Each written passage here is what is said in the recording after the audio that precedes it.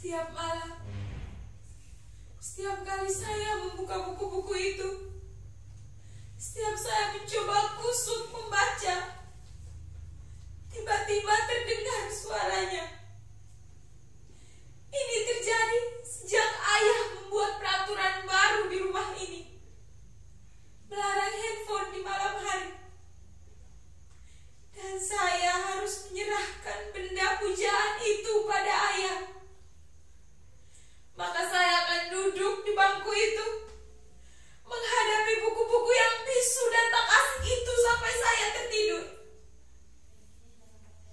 Ayah atau ibu, mereka bergantian seperti tentara jaga malam, akan datang ke kamar ini untuk memastikan bahwa saya masih membaca sebelum pukul 10 atau 11 malam waktu saya untuk tidur.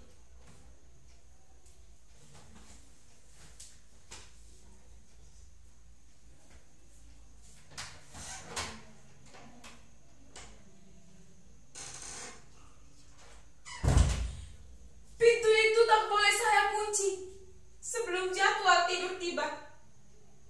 Ini peraturan kedua. Sebentar lagi, sekitar 15 atau 20 menit lagi, salah satu di antara mereka akan patroli datang ke kamar ini. Itu artinya saya harus ada di bangku itu membaca.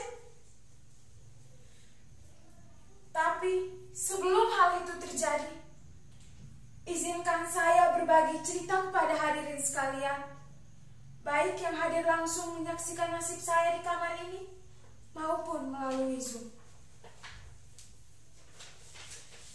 Saya sendiri bukannya tak berusaha, bahkan segala daya upaya sudah saya kerahkan untuk bisa membaca buku dengan kusuk dan bahagia. Saya juga sudah memotivasi diri dengan berbagai nasihat yang saya ingat, kata-kata mutiara, semboyan, pepatah, pantun, yel-yel penyemangat belajar, hingga kritik tajam para pakar mengenai bahaya kecanduan handphone.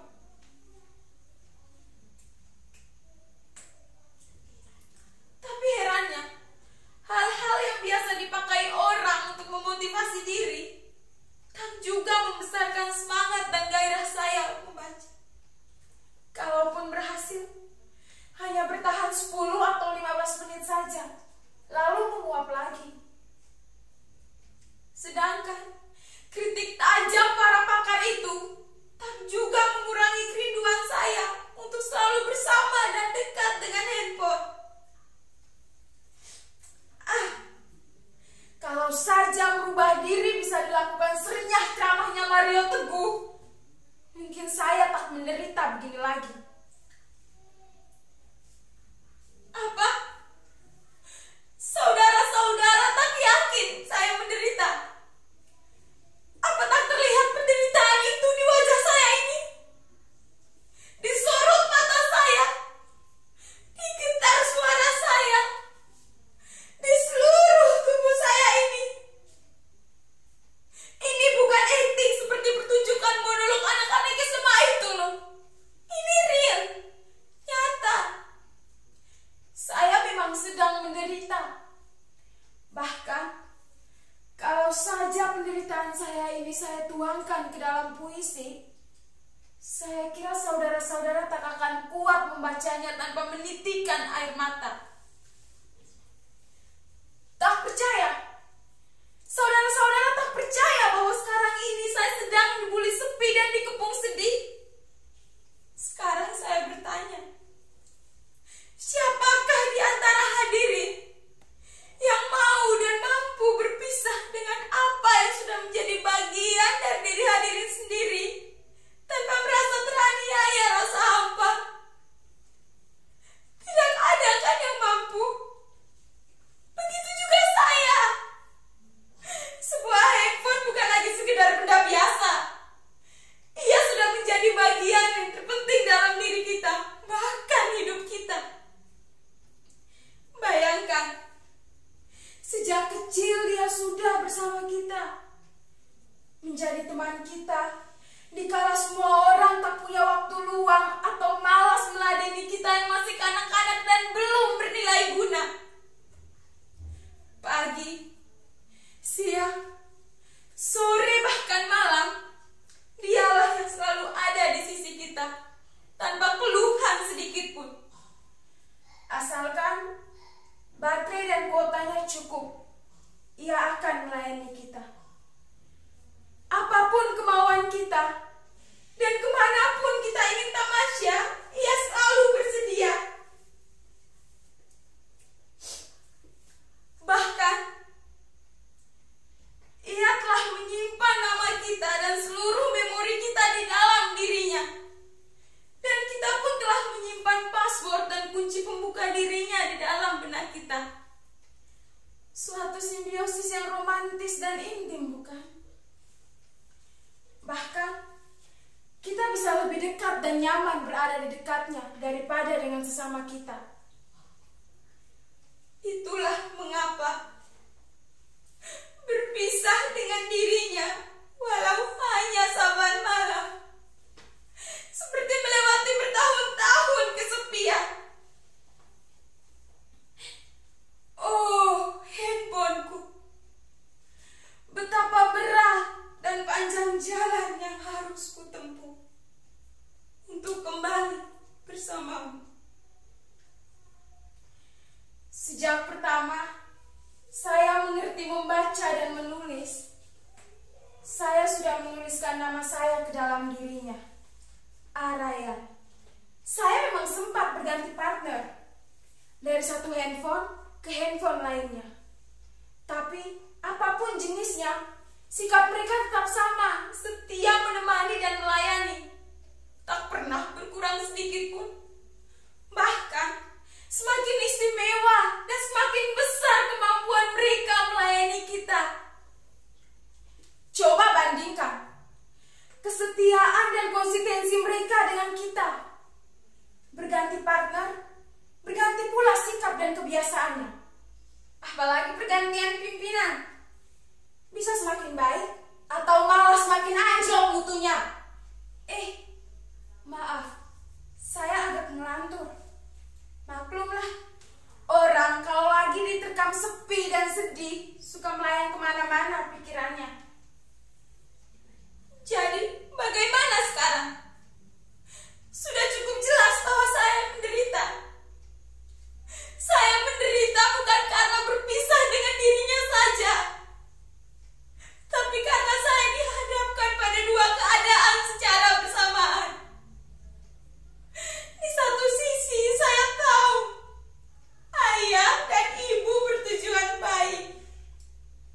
Dia ingin saya punya prestasi dan maju dalam studi. Karena itu mereka membuat peraturan 12 jam tanpa handphone di malam hari.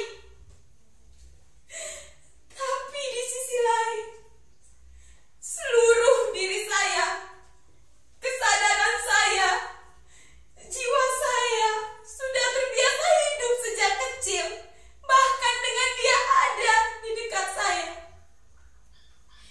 Bahkan sebelum ada peraturan seperti itu, saya sudah terbiasa tidur dan dia rebah di dekat saya atau persis di sisi saya. Tak mudah lagi bagi saya melewati hari meski sesaat tanpa dia. Kadang kalau saya tak pernah menahan rindu padanya, saya ambil casingnya dan saya dekatkan di dada saya seperti ini. Kadang saya terkenang pula saat-saat dramatis kami, ketika ia menjadi lemah dan kritis, dan saya dengan panik mencari tempat untuk menambah energinya.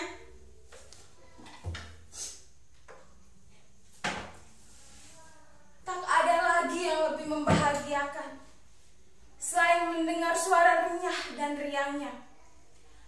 Bertamasya dengannya kemanapun saya ingin mengunjungi situs-situs menikmati menu-menu lezat yang ditawarkannya. Ia telah membuat hidup ini menjadi amat mudah, simpel, dan lebih cepat. Dan ia tak akan membiarkan kita menunggu lebih lama. Ia bisa membahagiakan kita tepat di saat kita menginginkannya. Ia memberitahu kita apa saja dengan cepat dan lengkap tanpa perlu kita mengerahkan tenaga. Bahkan kini, ia memiliki banyak sarana untuk menjamin kesejahteraan kita dalam tempo yang sesingkat-singkatnya. Jadi, bagaimana bisa saya bersabar berlama-lama dengan buku-buku bisu itu untuk menata masa depan? Itu sangat menghabiskan waktu, tenaga, dan pikiran. Sementara, kita hidup di masa yang sangat bergantung pada kecepatan dan keringkasan. Siapa saja yang tidak bisa cepat dan ringkas akan ditinggalkan, akan menjadi fosil penghuni museum peradaban. Saya sebenarnya pernah hampir berhasil tidak terlalu bergantung padanya, selain untuk hal-hal penting saja. Tapi, saat saya memergoki ayah dan ibu pada suatu malam, duduk asik dan begitu intim dengan handphonenya, saya merasa dikhianati. Sejak saat itu, kemampuan saya untuk berpisah dengannya semakin menurun. Bahkan kini, ia sudah ada di dalam kepala saya. Sudah seperti denyut dalam jantung saya. Saya sudah teramat dalam mencintainya.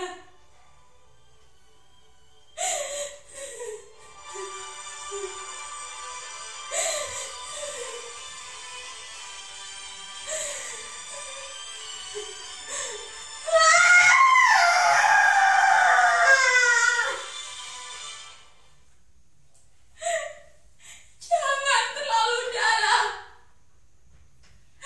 Jangan terlalu dalam mencintainya. Atau kalian akan menderita seperti saya. Arayan, ada apa, Nak?